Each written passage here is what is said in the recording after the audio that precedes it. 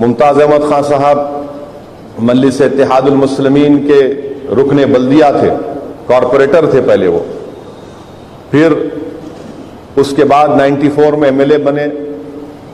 1996 में मुमताज़ अहमद खान साहब सालार का पार्लियामेंट इलेक्शन था, मजलिस में नहीं थे, तब भी मुमताज़ अहमद खान साहब सालार के इलेक्शन में काम किए। पार्लियामेंट इलेक्शन में जो वेंकैया नायडू साहब इलेक्शन में लड़े थे, फिर मुमताज़ अहमद खान साहब मजलिस में आए, मैं अकेले एमएलए था, फिर हम 2 एमएलए हुए। 99 में अल्हम्दुलिल्लाह दोबारा मजलिस के एमएलए बने, फिर 2004 में एमएलए बने, 2009 में बने, 2014 में बने, फिर 2018 में बने। तो माशाअल्लाह से मुमताज़ अहमद खान साहब से मेरे पर्सनल ताल्लुकात भी हैं और मैं उनको बहुत करीब से जानता हूँ। मैं इस मौके पर उनकी मरहूम वालदा का जिक्र करना इसलिए ज़रूरी समझता हूँ कि उनकी मरहूम वालदा बड़ी नेक बख्त खातून थी और इतना मुझसे मोहब्बत से पेश आती थी। अल्लाह उनकी मग़फ़रत करे वो मरहूमा की, बड़ी मोहब्बत से उनकी वालदा मुझसे मिलती थी। मैं जब कभी भी उनसे मिला, झुक के मिला, मेरे सर पे हाथ रख कर दुआएं देती थी।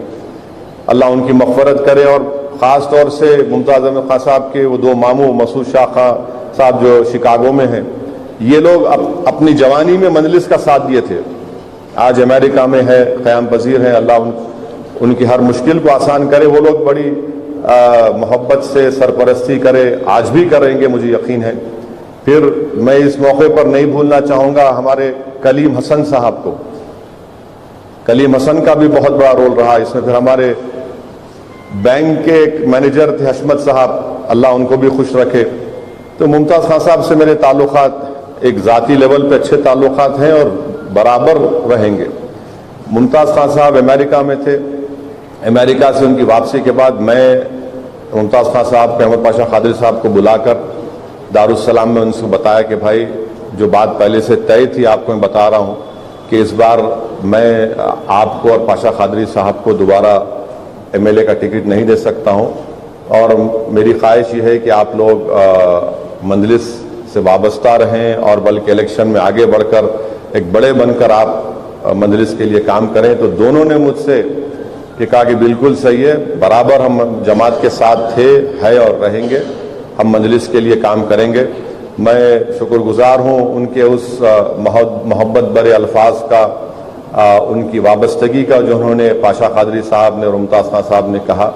और मुझे यकीन है कि इस इलेक्शन में पाशा कादरी और मुमताज़ खान साहब दोनों मजलिस इत्तेहादुल मुस्लिमीन के लिए काम करेंगे, मजलिस के उम्मीदवारों के लिए काम करेंगे और उनका एक बड़ा तजुर्बा है, हम उस तजुर्बे से फ़ायदा ही हासिल करेंगे।